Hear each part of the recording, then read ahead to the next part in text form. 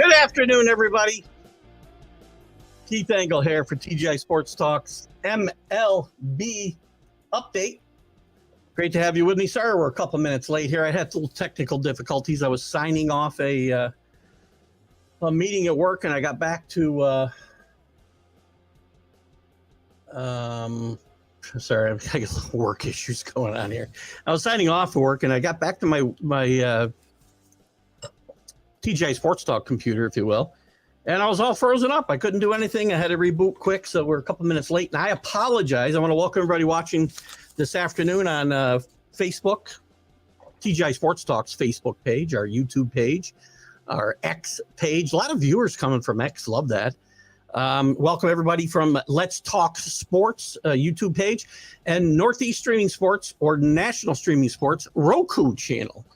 Welcome everybody in here this afternoon. Quick shout out to Ralph Williams at RW Media, who does the Sports Corner with Smoking Jim Frazier from 4 to 6 p.m. Eastern time every Tuesday night. Great stuff there. Ralph's got some TV news that I'm still trying to get shared to my page. And if he pops in here today, I'll try to get him to put a post up. And a quick DDH, thumbs up. I forgot this morning. I apologize. And thanks to my guest this morning, guys, later on, if you haven't watched, and I haven't had a chance to share it to a lot of the groups yet, but I will.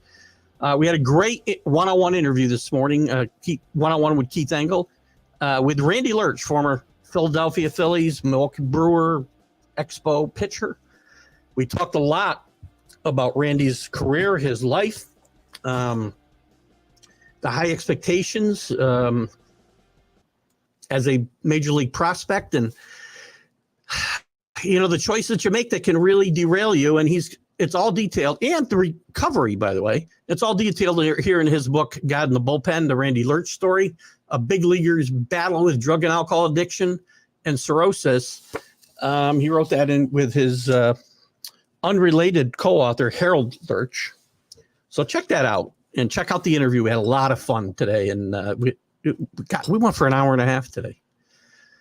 Danny Fuller, good afternoon. I didn't get a chance to thank you. Danny, you had some kind words and some stars at the end of today's show, so thank you for that. I really appreciate it, and I didn't give you your little when you dropped the bomb on me when I was wrong about Randy wanting to play for the Dodgers. Not sure he always wanted to play for the Dodgers, but he did have regrets about not signing with them when he was trying to come back. So anyway, great stuff there. So, and Danny, thank you, because I didn't get a chance as I was signing off with Randy to kind of put your last couple posts up. So thank you for that. Love it.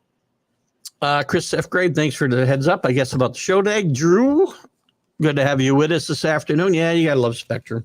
It's my own fault. I put a quick note up because I was finishing up a meeting at work. And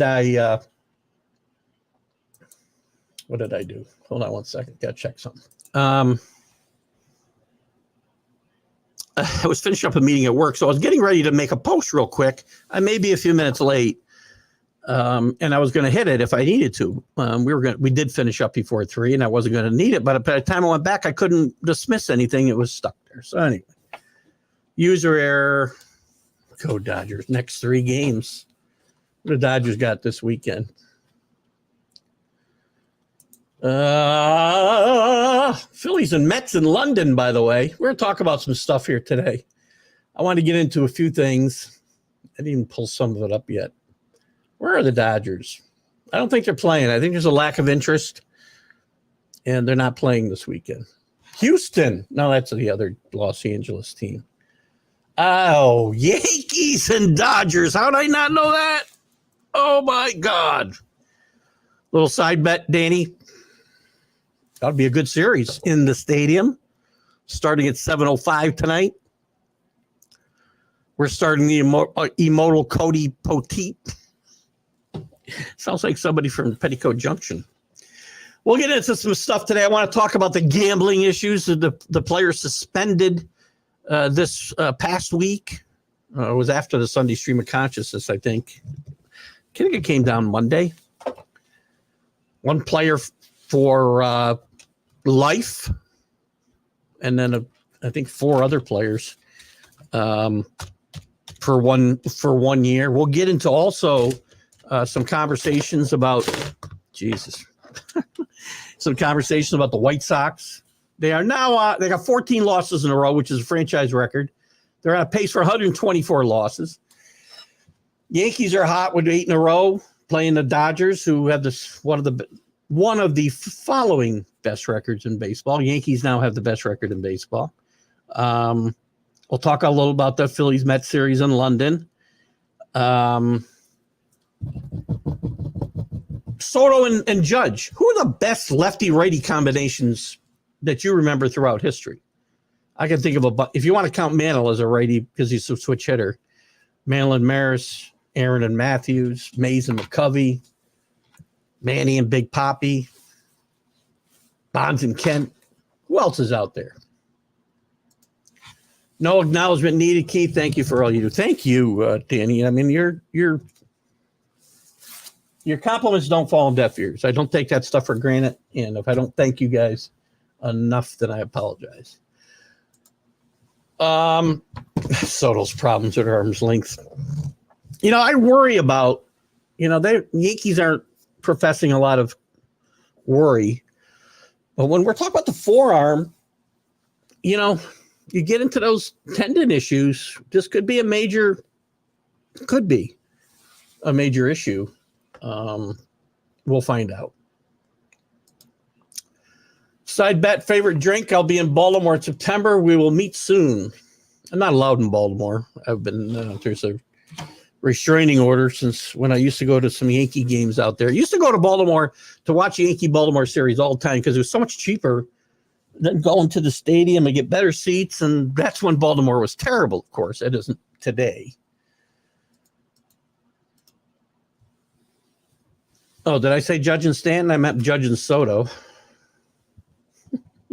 Oh, well, they're both right-handed, and Stanton is not among.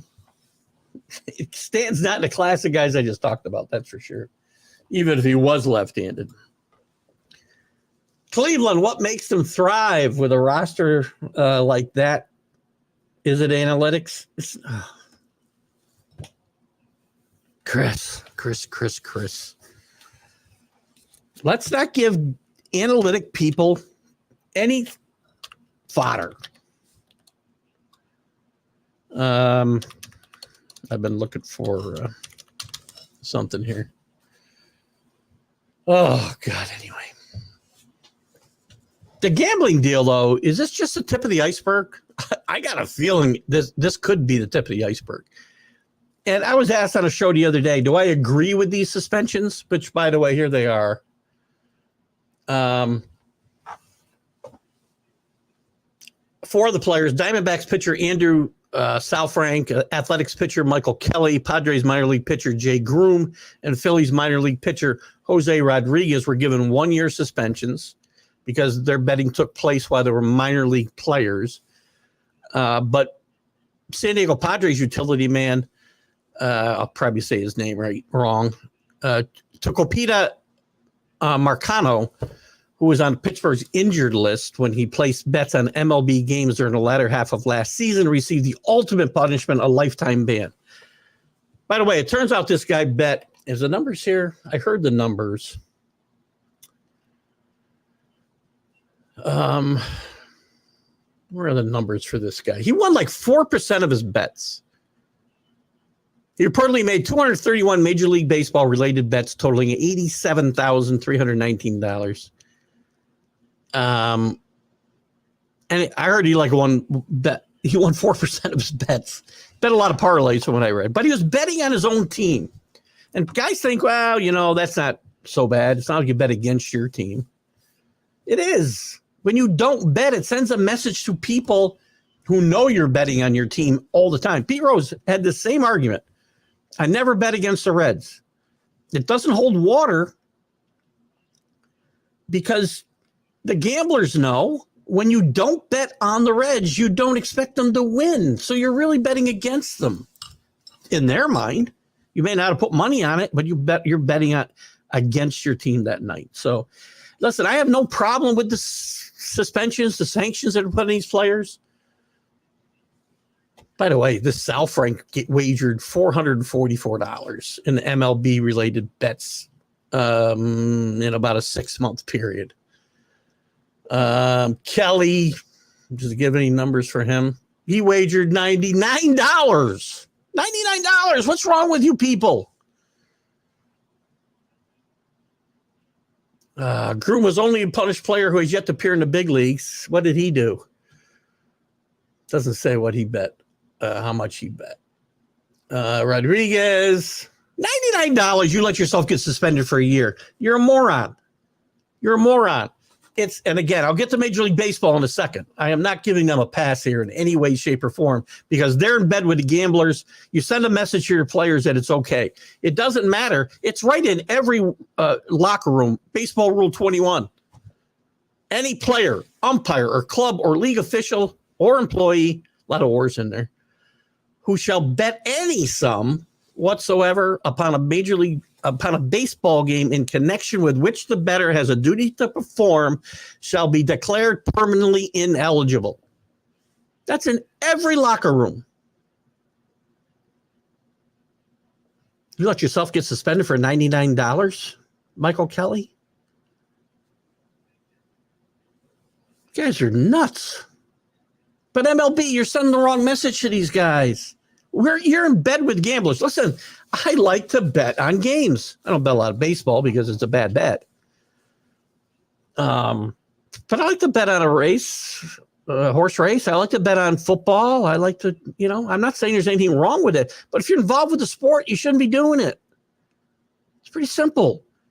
And leagues should not be involved. I guarantee you that there's more here. Guarantee it's just a tip of the iceberg. And what happens is you put into doubt the credibility of your games. Enough people already think NFL games are fixed. Scripted, sorry. Anyway, it's my harangue about that right now. We'll talk about Cleveland. I'm sorry, Chris. I somehow got off your Cleveland thing. We'll talk more about Cleveland. We'll look a little more in depth at their roster. I don't think it's analytics. Danny, are betting that the new bar park in Vegas will be called Bet 365 Park. First of all, you're betting on never mind. Rob Manfred has sold the soul of the game. Not just Rob Manfred. So is Roger Goodell. Every commissioner in sports has done the same thing. The NCAA. You can't go to commercial of any sporting event without getting a gambling commercial. And then you're going to freak out. Just had a nice message back from Randy Lurch. Then you're going to freak out when your players, and again, as you should, these guys should be suspended. Pete Rose was rightfully suspended. I say Pete Rose belongs in the Hall of Fame, but that's not the same question. This is just crazy stuff, man. I don't know what you're thinking about. Rick Sherlock, good afternoon. Rick says tip of the iceberg in all sports. I agree. And by the way, if you're not good at it, don't do it. If I was winning 4% of my bets, I wouldn't be gambling. And you're betting on your own games. You got inside information, man. You ought to be able to do better than that. So not only what happened here? Got a little problem where I'm adjusting the size of my screen here. Boy, if you're betting on your own team and you're betting within your own sport, but you ought to be better at it than winning 44%. I mean, if you're a real gambler and you're winning 55% of the time, you're doing pretty good. 4%? Don't let that be your new full-time gig.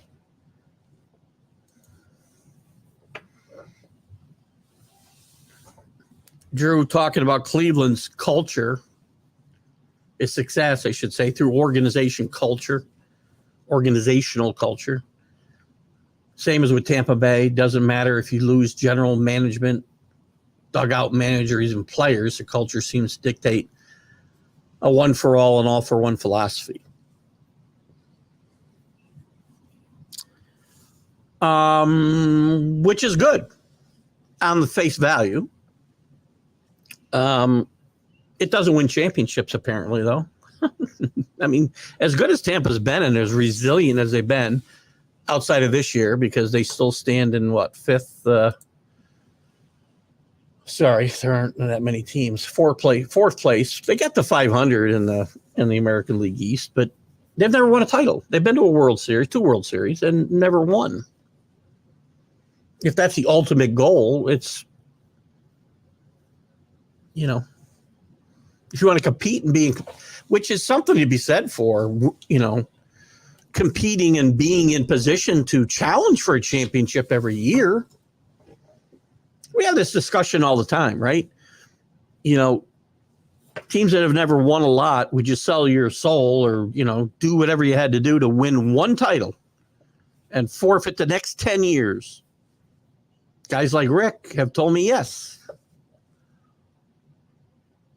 I don't know if I'd do that. I'd want my team to be in position to win every single year and hope that they can get over the top. I don't know. But again, I was in that position up until 2000 with my football team. My baseball team, has 27 World Series titles. So not many recently, though. One in the last, one in the last 20, 2 if we go back to when they won last, before 2009.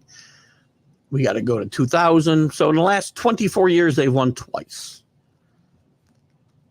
That's that's less than the Giants, less than a lot of teams. So I don't know. And also Cleveland's lost some talent too. They're doing this without, their best pitcher, theoretically. You're doing this with virtual unknowns. I mean, Bo Naylor, Josh Naylor, the brothers tandem have got some name recognition. Jimenez has been around for a little bit. Jose Ramirez is one of the most underappreciated players in baseball in my mind. But you got guys like Rocchio, Freeman, Brennan. You do have a Yankee cast off in there in Florial, who's doing a little bit of damage. Don't know what a pitching staff. I mean, McKenzie we know a little bit about before the year, though. Beebe, Williams, Allen. We know about Carlos Carrasco. Some guys just mature and they play well all together at the same time. They've got a new voice in the dugout. Not taking anything away from Terry Francona, one of the great managers that baseball's had in recent history. But you get a new voice, even if it's one who's never managed, and Stephen Vaught. Sometimes that is all that you need. So it's an exciting time. If you're going to, Drew's got a great point. If you're going to get suspended or banished, you might as well go all out like Mitsuhara and steal $4 million or $14 million. What was the number again? Saw a picture of him, by the way. He's delivering Uber Eats now. So if you see him at your door with your food, tip well. Tip well. He's got to pay back all that money.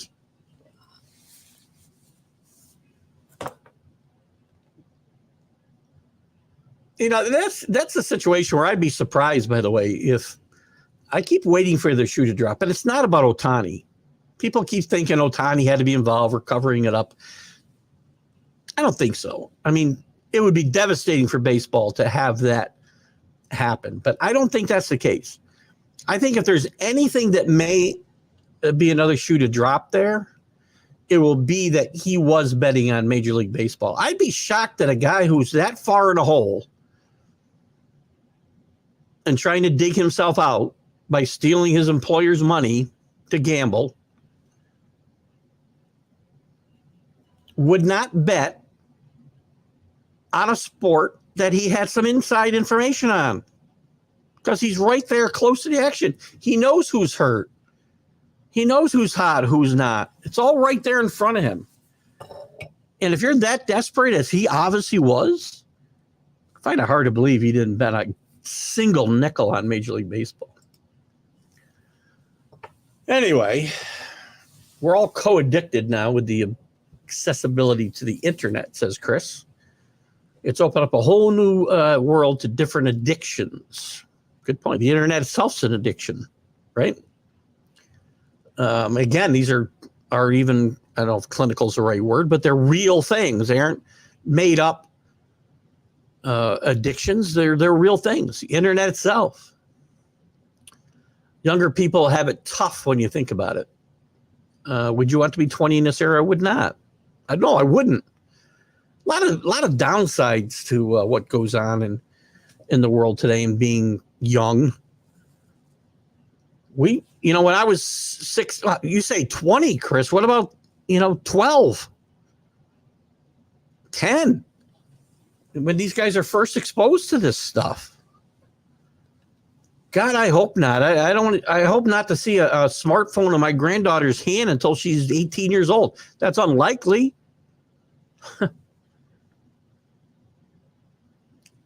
It hinders kids. No imagination. We went out, played with rocks and sticks and played games we made up every day. We had tremendous imagination because we kept ourselves busy for 14 or 16 hours a day during the summertime. Made up every game you can think of in the backyards of my home and my friends' homes. Some were with rocks and sticks, quite literally.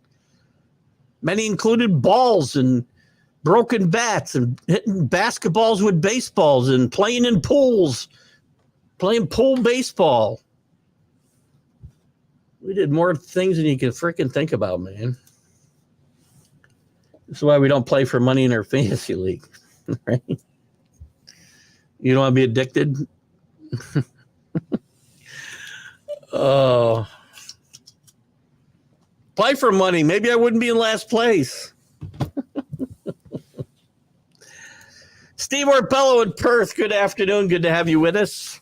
Always. Saw you this morning with our Randy Lurch interview. If you haven't caught it, catch it. I think it was some really good stuff, riveting at times. Great story that Randy tells of promise, loss of everything basically, and redemption. So it's a great book. Marcano, you saw this up close, Ralph Williams from RW Media, who I talked about. Check out the Sports Corner Tuesdays 4 to 6 p.m. Eastern. He does with Smoke and Jim Frazier. I've been on the Ralph show and had a lot of fun. Ralph, I know you've got a new TV outlet now. If you want to post that in the comments, I'll make sure that I post that for you. And I want to get back to your page and find it and share it, but I haven't been able to do it. I'm not sure outside of Pittsburgh what people can do with that anyway, but whatever. It's still good information. Any outlet is a good outlet, let me tell you. So check out Ralph's stuff. And Ralph, you were up close, as you say, sad about Marcano. But listen, this guy is not only was he stupid for betting on baseball in the first place, betting on your own team is the ultimate sin. I mean, betting against your team would be the ultimate sin. But as I said at the top of the show, to me, if you're betting on your own team, that means every time you don't bet on your team, you're betting against them. Same thing. And he's not very good at it, Ralph. He won 4% of his bets. That's very hard to do. Now, if you're silly enough and you're betting parlays all the time, it's much easier. But, come on. And listen, I'm not a prude against gambling. I said I gamble myself. I enjoy it. I like playing poker. I play poker every couple of Friday nights actually online with a bunch of young guys who we put in whatever the ante is, $40, $50, and we play Texas Hold'em until all the chips are gone. I enjoy it. Nobody's getting hurt. I bet on every sport there is, and it's okay as long as you don't bet beyond your means. But when you're involved in that sport, you can't do it. And MLB deserves to be chastised here because, and the rest of the sports, you can't put yourselves in bed with the gamblers. I'm sorry, the gambling sites, and then be shocked when this stuff happens.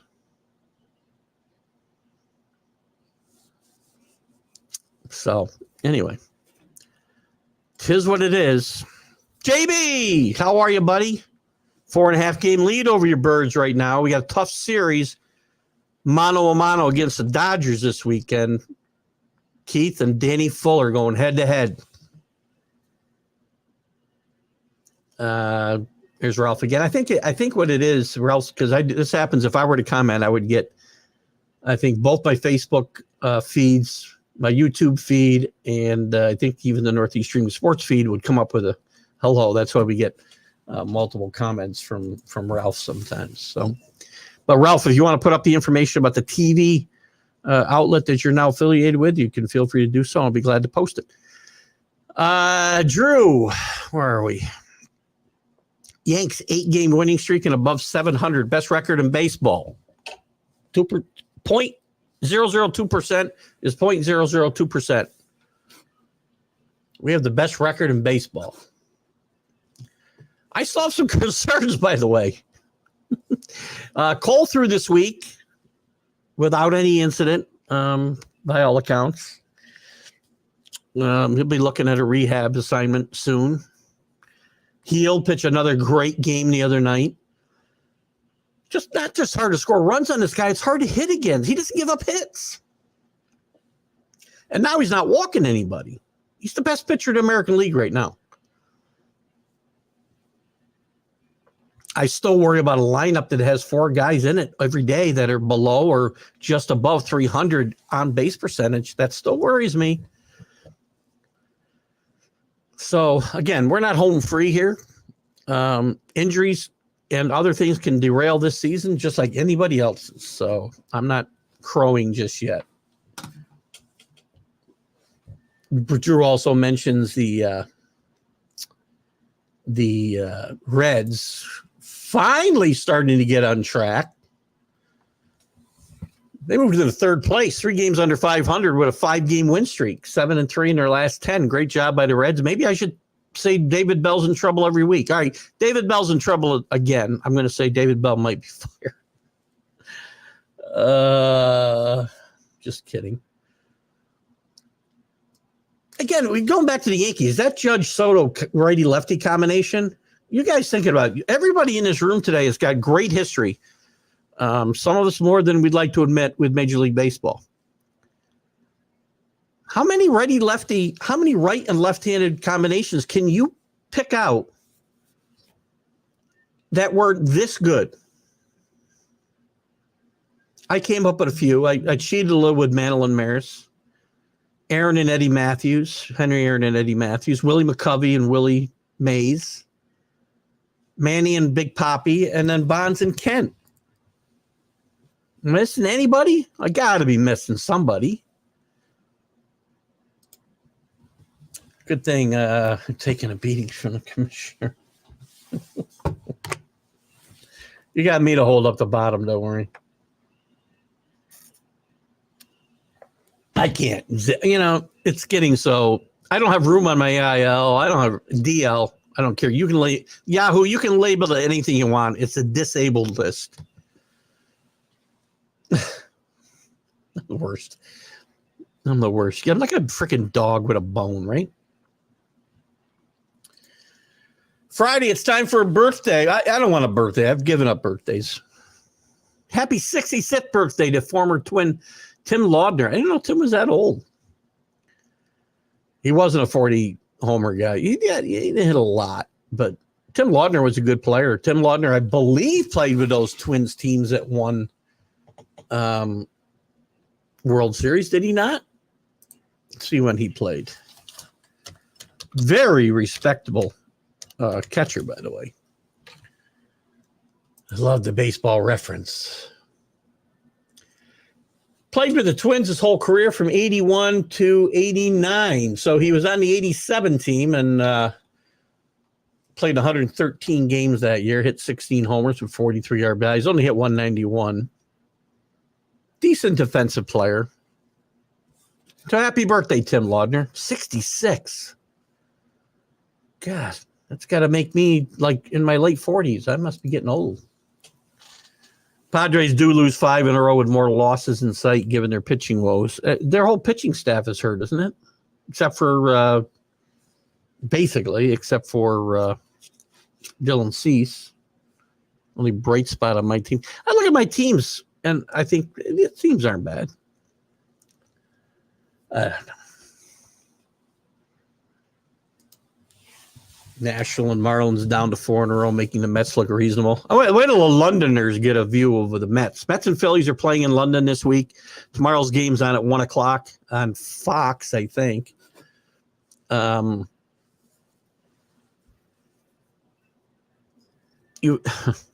these schedules are made out ahead of time, I think. So, there's no way that MLB knew they were throwing a horrible Met team out in front of these poor guys in England.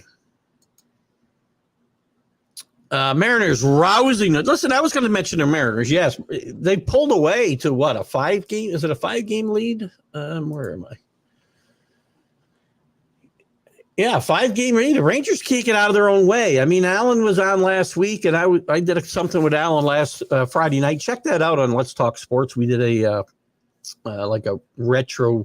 He's got a new show called Rivalries Revisited, and we talked about the Red Sox and Yankees rivalry. I was on the Yankee side. Scott Coate was on the Red Sox side. We had a good conversation for a little over an hour. And I told Alan on this show, Rangers are in trouble.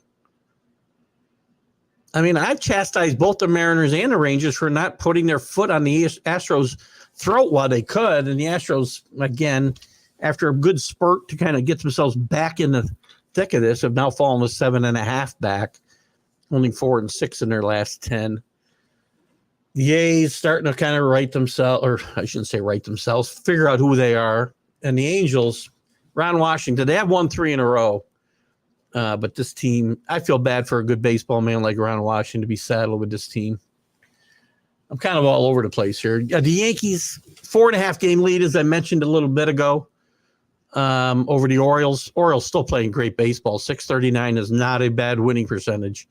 Have lost 2 in a row. The Red Sox hang in there. They're up, they're down, they're up, they're down. They're back to a game over 500, but 12.5 back in the race for the division.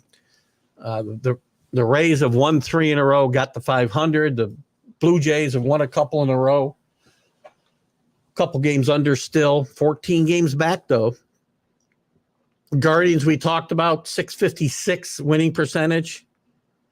Royals still playing good baseball, hanging in there, only 4 games behind them. The Twins have lost 3 in a row. They're another team, up 1 week, down another week.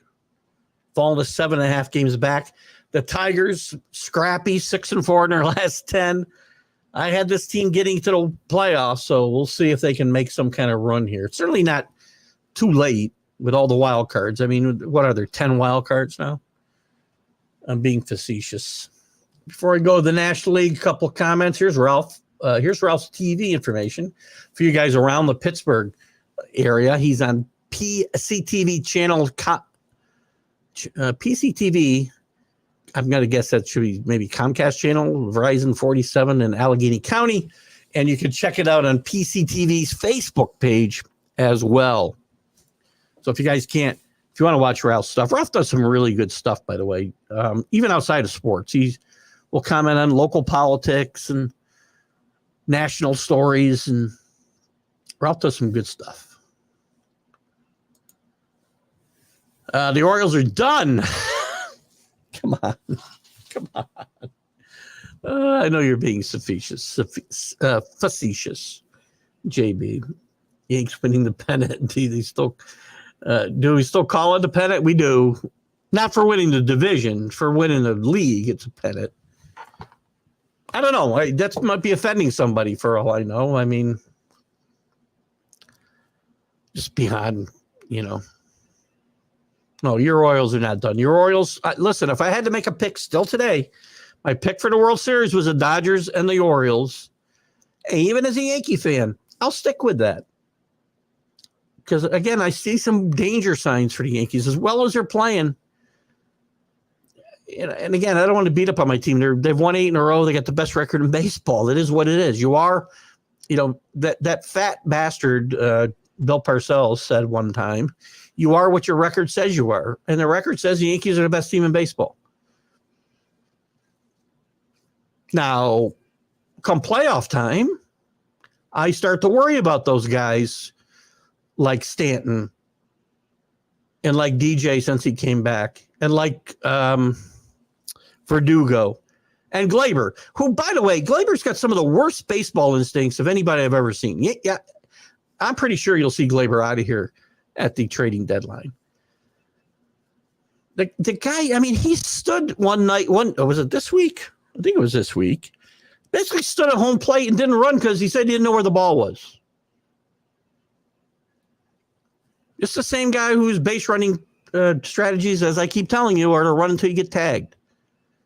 He just doesn't have instincts on the field. And plus, his talent, he bounced back a little bit last year. But again, people made it sound like he was a superstar last year. He was not.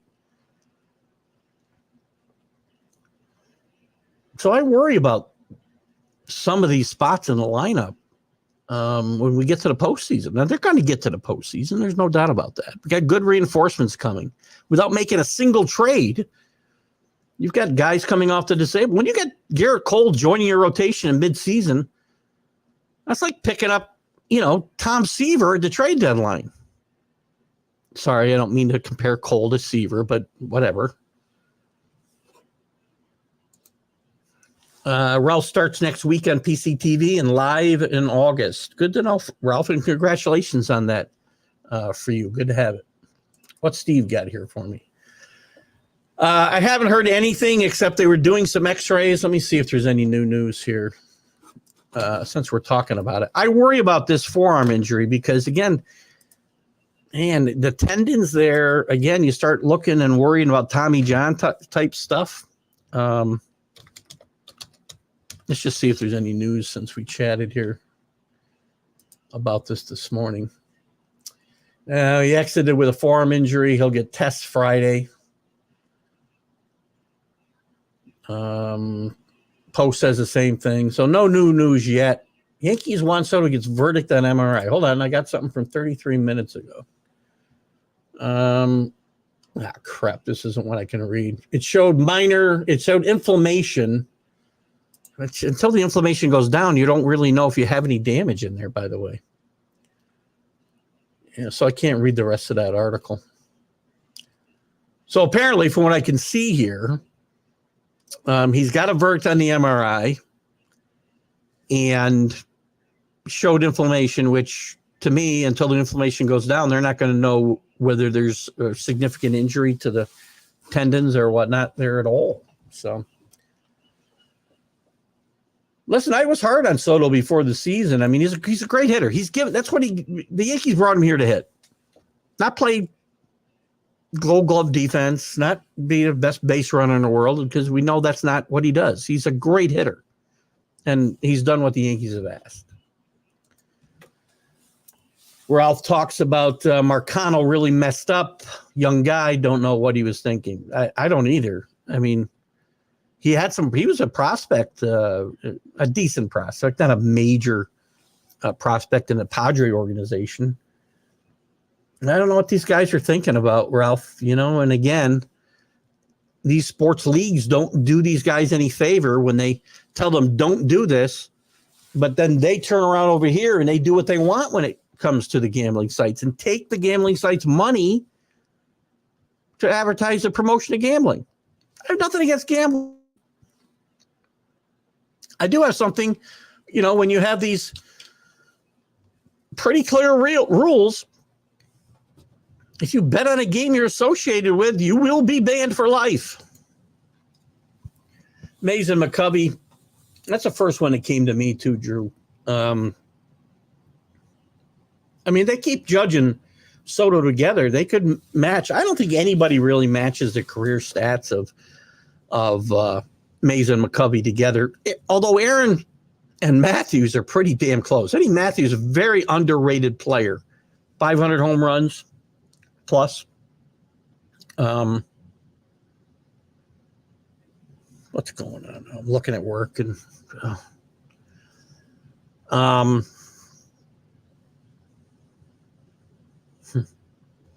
sorry, I got a little distracted. 500 plus home runs. You know what Aaron did, obviously. He's the all-time home run leader. Sorry, Barry Bonds. I would name those two guys as a close third. And then it's kind of a toss-up between Manny and Poppy and Bell and Kent, or Bonds and Kent. But then you're getting into the steroid era, and are we going to really deal with them? So I couldn't come up with any stellar combinations besides the five I came up with. And Mantle and Maris were great for 2 or 3 years together. Maris's peak was very short, very high, but very short. And I'm cheating a little by calling Mantle a right-handed hitter when he was a switch hitter. Aaron and Matthews.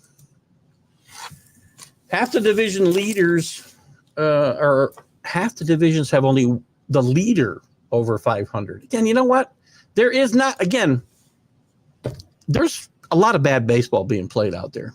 The games are being played faster, but in a lot of cases, there's bad baseball just being played quicker. Hunter Dozier, an excellent outfielder, 993 percentage, decent at third, 957. I don't know if 957 is a great fielding percentage. Ken Mutum played the ball. Who should pick him up? Where is he at? I'm sure this will elicit a response from Drew. Chris, which is good. Hunter Dozier. He's not going to get picked up. If he's with is he with the Royals right now? Hold on. Let me get to the baseball reference here. He's not playing anywhere. I mean, his last year in Kansas City, he didn't do much at all. He played in 29 games. Before that, his best season, 16 homers. His best season, 26 homers and 84 RBIs, but that was back in 2019. I just don't think you're going to see this guy getting, I don't know. Somebody might need a body on the bench. I don't see this guy really helping a contender myself. It's possible. I'm looking at the rest of his stats here. Where's his fielding stats? Standard pitching, standard fielding. This is hard to maneuver. Oh, there we go. Third base, 957. That's not awful.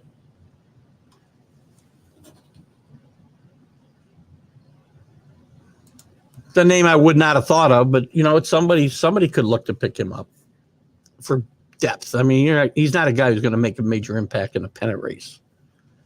Orioles cannot win with their closer. O's down Means and Wells, a delayed start for Bradish, who the Orioles are being coy about. I think it's time to get Bradish involved here, by the way, JB. Yanks doing this without Cole and Schmidt. Well, they did a lot of this with Schmidt, quite frankly. Not the 8-game winning streak. He's been down since about the time that started, I guess, or maybe just after it started.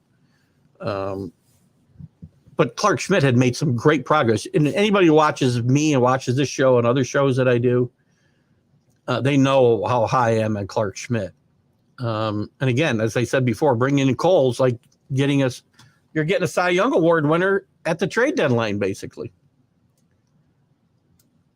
I want to get to the National League here in a second. Yankees run differential 118, Phillies 104 above the century mark, and run differential next three teams are in the 80s. Even divisions that become immensely satisfied for haves and have-nots, which I'm okay with. I don't need everybody contending. We talked about parity the other day, or where I was. I think it was maybe it was on the College Football Hub. I don't know. But parity for parity's sake, I don't like. You can have a bunch of really good teams. I'm okay with that. A bunch of really bad teams. What I have a problem with is when leagues, and the NFL is famous for this, wanting everybody to be 9-8.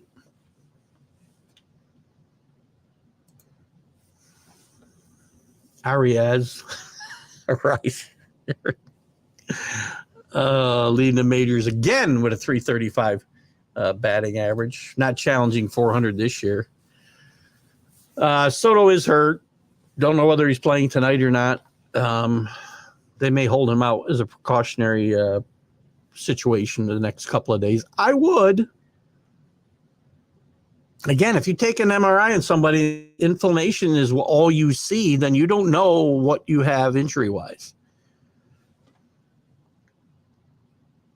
I know when I ruptured my Achilles tendon, they really, until the inflammation went away, you couldn't really go in and make any real prognosis. Used to love Dozier, but he became an all-field, no-hit player. He did towards the end. He had a pretty good bat early in his career. As I said, he had a 26 home run season in 2019. And even as recently, to Chris's point, even as recently as, 2021, he was 16-54. But that was we had 487 at bats. Hit 216. That's where he really went bad. In that career year he had with 26 home runs, 84 RBIs. He also had 10 triples, 29 doubles, a 279 batting average. His batting average since then is 228, 216, 236, and 183 that last season, which was last season with the Royals. Have a great weekend, JB. Good to have you with us. Check my LI. I don't know what that is. Only Soto, Judge, Profar. Is that Jackson Profar? Oh, Jerkson Profar. And bets above 400 on base percentage. Nice to see some players know how to take a walk, even when they hit well. Or maybe they hit well because they actually are asserting at the plate. I think it's more the latter, Drew. But you're absolutely right. I like to see you. On base percentage to me is a very important stat. As is OPS. I don't think that's a made up analytical nonsensical thing. These are very important stats. Batting average, slugging percentage matters, on base percentage matters, and OPS, which is the combination of slugging and on base percentage. All important stats. Let's go to the National League real quick, and then we'll get to the schedule and cover a couple more topics. Was there anything else I wanted to talk about in here? The gambling issue we talked about. Just ridiculous, right? Chris Bryant's hurt again. White Sox on a pace to lose 124. We already talked about. Cole likely to make at least 2 more rehab starts. Let's get to the National League. Phillies, as Drew has brought up, 698 winning percentage, 7.5 game lead now over the Braves. They have won 3 in a row. The Braves are only 5-5 in their last 10 and are decimated with injuries. But I don't want to hear it. Injuries are part of the game. You play through it. Next man up. Yankees have had a ton of injuries. Mets are just atrocious. They have won 3 in a row as they head to London. The Nationals are fading a bit now, 3-7 in their last 10. The Marlins 3-7 in their last 10. Starting to show their true colors. The Nationals have played well early, but starting to show. The Brewers continue to play good baseball, although they lost their last 3. They're 6-4 in their last 10. Still with a 5.5 game lead over the Cubs, who are still not playing good baseball. Still a game under 500. The Reds now have moved quickly, only a game behind the Cubs, as Drew mentioned, with a 5-game winning streak. The Cardinals have faded again a little bit after a good run to get up to second place for a bit. Are 4-6 in their last 10, 6.5 back. The Pirates are the Pirates. The Dodgers coming to Yankee Stadium this weekend. 609 winning percentage, 8-game lead in the division. Padres lost 5 in a row. Diamondbacks 5-5 in their last 10, the defending National League champions. The Giants 3-7 in their last 10, fading another. The Giants and the Tigers, for me, huge disappointments. And the Rockies are the Rockies. The big story in the standings are the White Sox going to get to 124 losses or 121 and break a record. Right now, I bet yes. The team is terrible. There was also some controversy.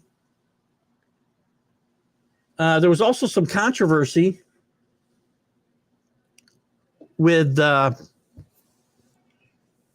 manager speaking out and calling some players out. And these guys are taking offense. Go out and play better baseball, and your manager won't have to go to the press and talk about you.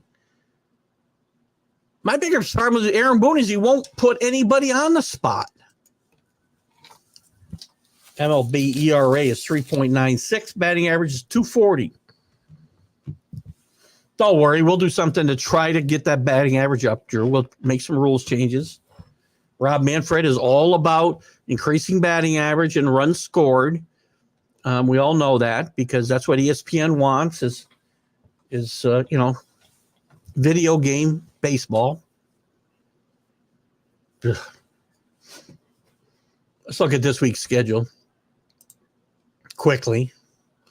The Mets and Phillies are off as they've traveled to London. They'll play Saturday and Sunday, I think afternoons, both days, against each other in London. The Brewers go to Detroit for the weekend. Tonight it's Myers against Olsen. The Twins will go to the Pirates. Ryan against Keller. Braves go to the Nationals. Chris Sale, who's finally had an implosion here last week, but he's pitched pretty well overall against Jake Irvin. The Orioles, JB's given up on him. I don't know why. I think he's kidding. Go to the Rays, who will try to, we're continuing to try to claw back in this race. That will be Irvin against Savall. As we talked about, the Dodgers go to the Yankees. We get Yamamoto against Cody Poteet, who used to star, as I mentioned earlier, I think on Petticoat Junction back in the 60s. The Cubs will go to the Reds, the Red Hot Reds. Justin Steele, bit of a disappointment this year against Lodelo. The Indians, who have been red hot, as we talked about earlier, against the Marlins. Allen against Weathers. The Giants go to the Rangers, two disappointing teams in my mind. Webb against Lorenzen. The Red Sox and the White Sox. The Sox will face off. Criswell against Crochet. The Mariners suddenly playing really good baseball after I take it to them the last few weeks for not burying the Astros. They've now pulled away to a 5-game lead over the defending champion Rangers. It'll be Bryce Miller and Daniel Lynch, the fourth tonight. The Rockies and the Cardinals, a big Gumber against Lance Lynn. Lance Lynn, I can never say his name without seeing me on the mound in a Cardinals uniform. Sorry, Lance Lynn. Astros at the Angels. Valdez against Canning. The Diamondbacks against the Padres. Fat. I have no idea. Fat against Michael King, former Yankee. The Blue Jays against the A's. Chris Bassett against Hogan Harris. And that'll be our matchup series for the weekend and tonight's matchups in those series. Any final notes you guys have? I'm looking at my notes, see if there's anything I missed that I wanted to chat about. Not so much. Let me just give a quick tour here of some of the news and notes that I may not have talked about. We talked about Soto. We talked about the White Sox. Kelsey Whitmore is the first woman to start in a Pioneer League game. Pioneer League, I believe, is a independent league. She'll be starting. She'll be starting at? She pitched 3 innings for the Oakland Ballers. So congratulations to her. Who is Pedia Marcano. By the way, Apple TV will have the Yankees and Dodgers this weekend. Hopefully we can still watch it on Yes, so we don't have to worry about that horrendous production over there on Apple. That's about all I got. What do you guys got? Anything left here for me? I don't see anything. I've got my cursor screwed up, and all I'm doing is making my screen bigger and smaller. Guys, Keith Engle for TGI Sports Talk MLB update. Been a great hour with you guys. Sorry we were a few minutes late. Thanks for all your input. Danny, Chris, Drew, Ralph, Steve. Who did I miss? JB. Who else commented? Thanks again for all I do on these podcasts. Thank you, Drew. It's my pleasure. I have fun. I'm here doing it to have fun. If you see me not here having fun, you'll know I don't want to do these anymore. Guys, great show. Have a great weekend, and we'll see you Sunday with the Stream of Consciousness. Again, my thanks to Randy Lurch this morning. Guys, check this book out on Amazon. It is get it in there. It's a tremendous read. Enjoy it. Guys, have fun. Bye-bye.